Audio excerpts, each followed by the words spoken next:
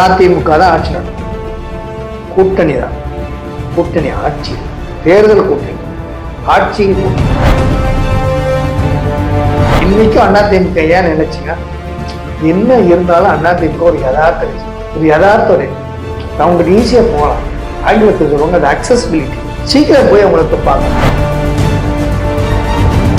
ஒன்றும் பிரயோஜனப்படாது. எப்படி உங்களுக்கு சீட்டு கொடுக்க போறதில்ல, அப்படியே சீட்டு கொடுத்தாலும் ஜெயிக்க போறது. என்ன இப்படி சொல்றீங்க? அவ்வளவு அளப்பற. அதனாலதான் ஓட்டு போடுறாங்க. நீங்க மதவாத கட்சின்னு சொல்றீங்க. நீ யாரு மதம் இல்ல, நீங்க மதம் நம்பக இருக்கீங்க. நெட்ல எல்லாமே இருக்கிறது படிங்க. இந்த ஆக்ட், இந்த வக்ஃப் வாரிசு திருத்த சட்டம் உங்களுக்கு நல்லதா இல்லை சரி இல்லையா? கரெக்டா பிரைம் மினிஸ்டர் லெட்டர் எழுது, அங்க படிப்பாங்க.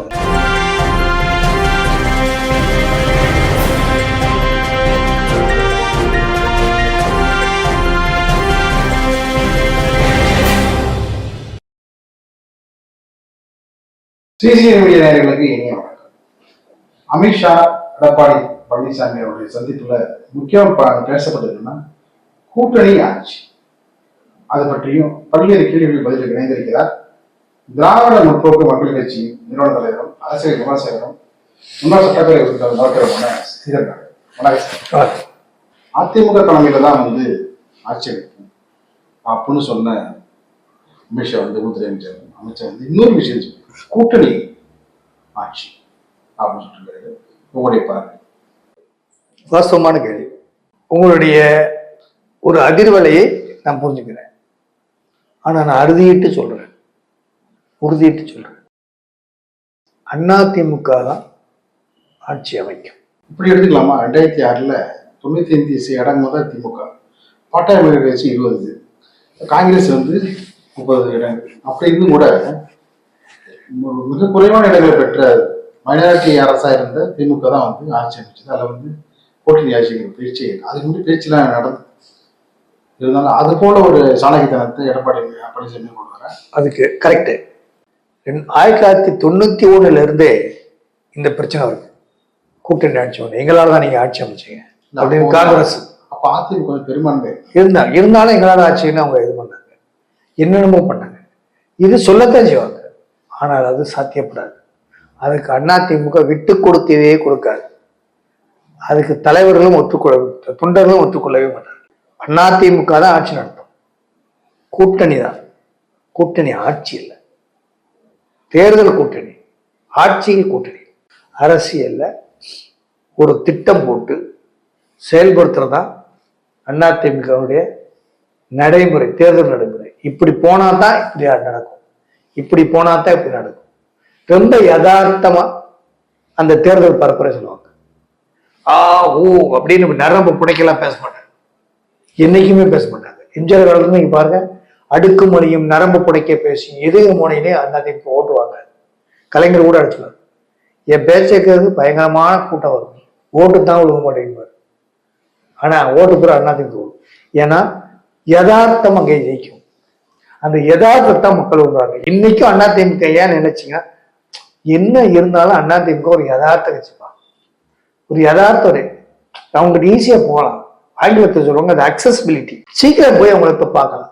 என்ன பெரிய தலைவர் இருந்தாலும், என்னப்பா நாராஜ் நல்லா இருக்கியா அப்படி பக்கத்துல உட்காந்துக்குவாங்க மாவட்ட செயலர். இதே டிஎம்கே மாவட்ட செயலர் பக்கத்துல உட்கார சொல்ல பார்க்கலாம், குறுநல மன்னர் தான் இருப்பாங்க. ஸோ அந்த கட்சியுடைய வளர்ப்பு அப்படி, அவங்களுடைய ஸ்டைல் அப்படி. அதிமுக ஸ்டைல் இது பாமரர்களின் கட்சி, ஏழைகளின் கட்சி. இது ஏழைகளுக்கு. அதனாலதான் சொல்றாங்க, ஏமா எனக்கு ஓட்டு போடு என்ன கேட்பாங்க, எல்லாம் கேட்டுட்டு இருக்காங்க ஓட்டுல. இப்ப பாதி வேலை முடிஞ்சு வச்சு எலெக்ஷன் வேலை. என்னம்மா உங்களுக்கு செய்யல சொல்லுங்கம்மா, இதை எதாவது செஞ்சிருக்கோம், இதை எதாவது செய்யல, நீங்க ஓட்டு போடல, செய்யறதா இருக்கும், சரி சொல்லுங்க, ஓட்டு போடுங்க, செய்யலாம். அதான் இப்படித்தான் சொல்லுவாங்க. என்ன செய்யல, சரி நீங்க செஞ்சீங்களா, ஓட்டு போட்டீங்களா, இதை எதாவது செஞ்சோமா, நீங்க மனசாட்சி தொட்டு சொல்லுங்க, இப்படித்தான் பேசுவாங்க. சாதாரணம்.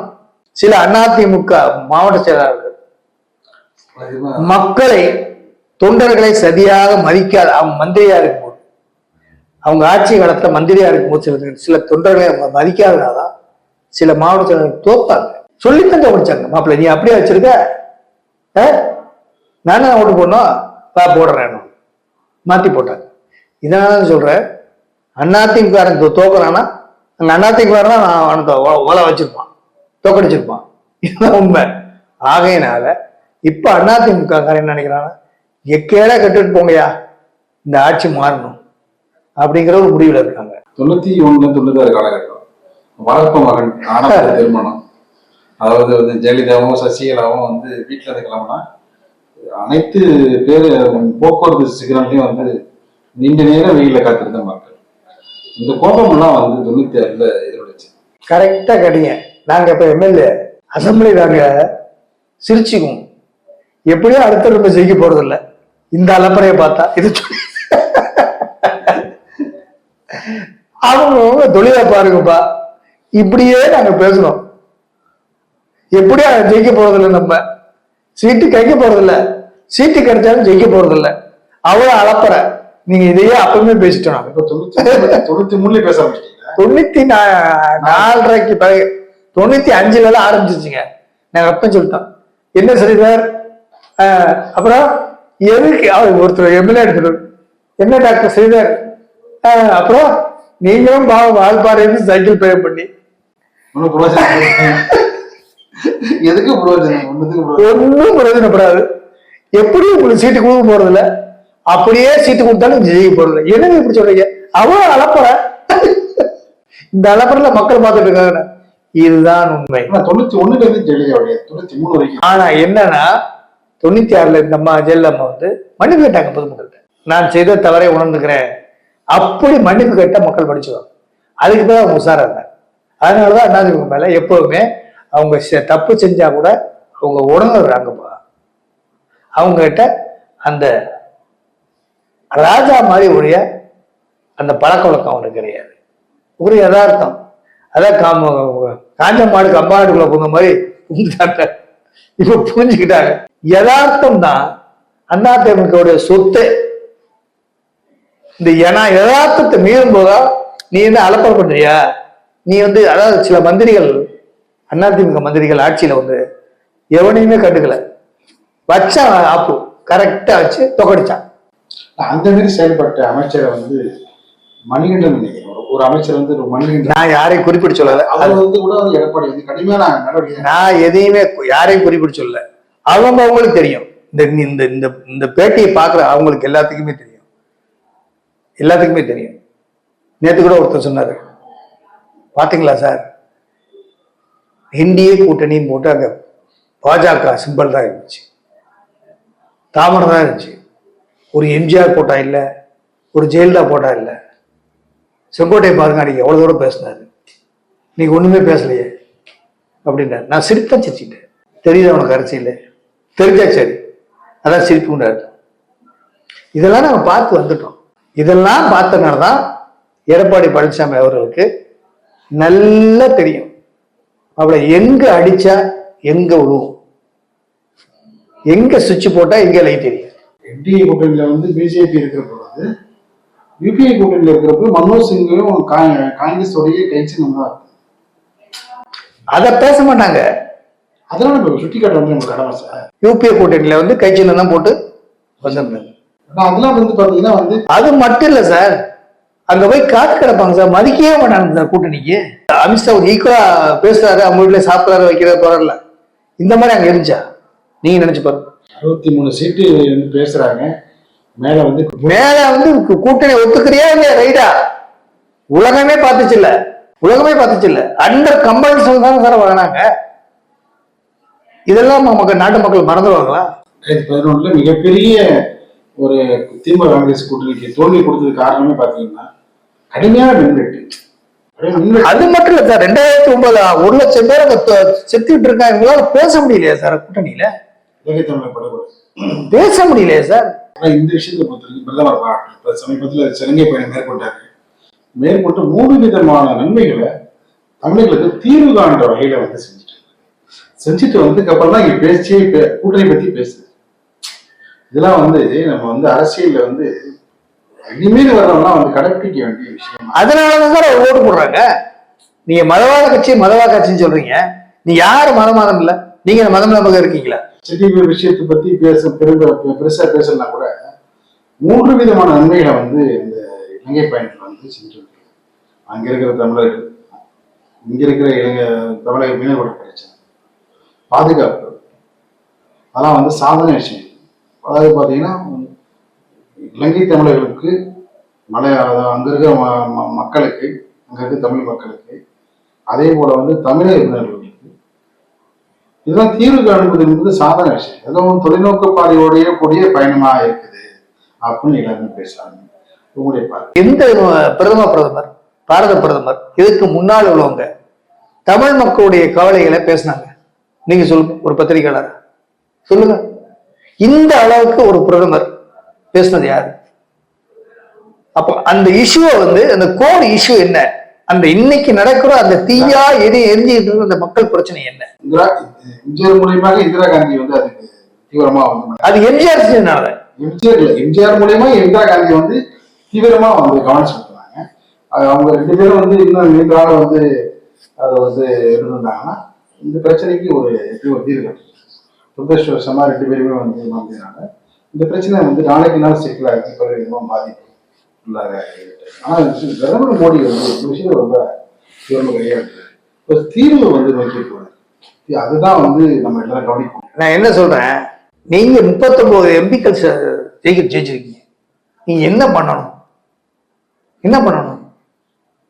பிரதமருடைய நீங்க போறீங்க, 39 எம்பரையும் போய் பிரதமரை பார்த்து ஒரு ஷேக்கன் பண்ணிட்டு போய் நம்ம மக்களுக்கு, இளைய மக்களுக்கு உங்களால ஆட உதவி செஞ்சுட்டு வாங்க அப்படின்னு சொல்லணுமா இல்லையா?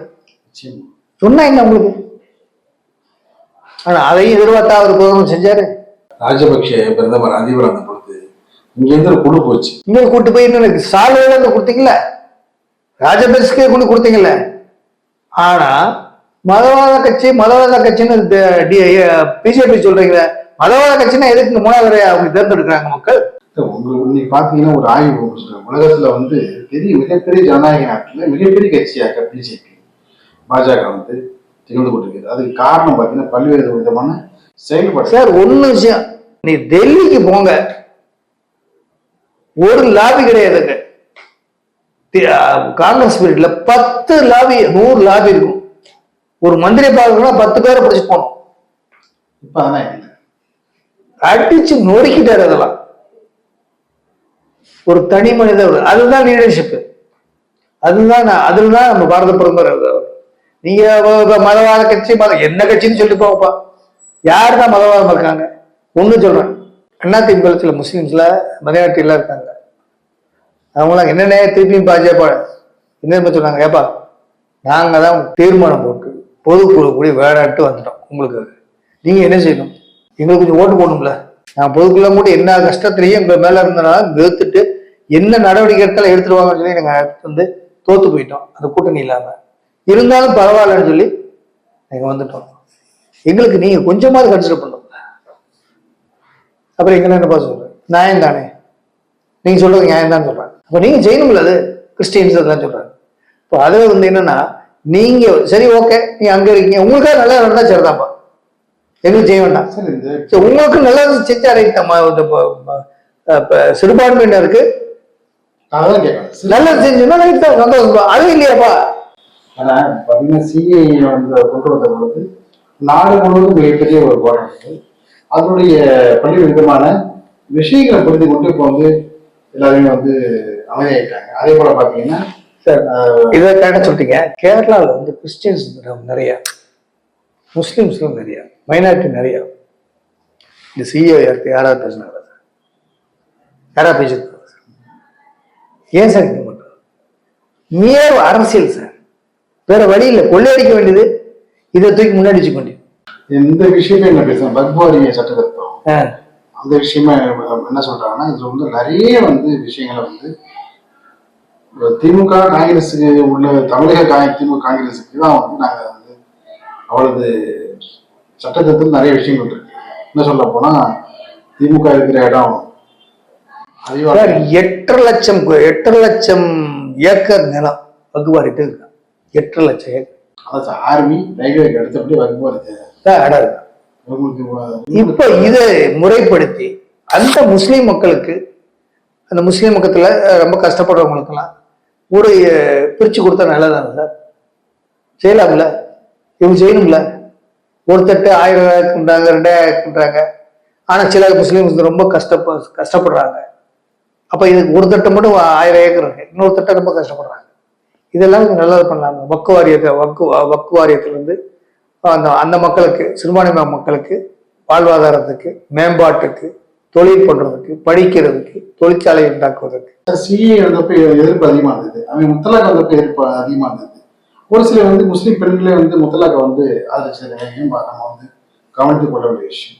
வக்வாரி விஷயத்தையும் பார்த்தீங்கன்னா ஒரு சிலர் நிறைய பேர் என்ன சொல்றாங்க, நல்ல விஷயம் சார் அப்படின்னு அதையும் சில பேர் சொல்றாங்க. விவரம் தெரிஞ்சவங்க, நான் என்ன சொல்றேன், நீங்க முதல்ல படிங்க. உங்களுக்கு புரியலன்னா நல்ல எக்ஸ்பர்ட்ட கேளுங்க. இப்பதான் நெட்ல எல்லாமே இருக்குது, படிங்க. இந்த ஆக்ட், இந்த வக்வாரி திருத்த சட்டம் உங்களுக்கு நல்லதா இல்லையான்னு பாருங்க. சரி இல்லையா, டைரக்டா பிரைம் மினிஸ்டருக்கு லெட்டர் எழுது, அங்க படிப்பாங்க. அதெல்லாம் அதுக்கு மரியாதை கொடுப்பாங்க. வங்கி பார்த்தோன்னு ஒரு திட்டம் எப்படி ஊடுருவு பார்த்தீங்க, எப்படி ஊடுருவுது?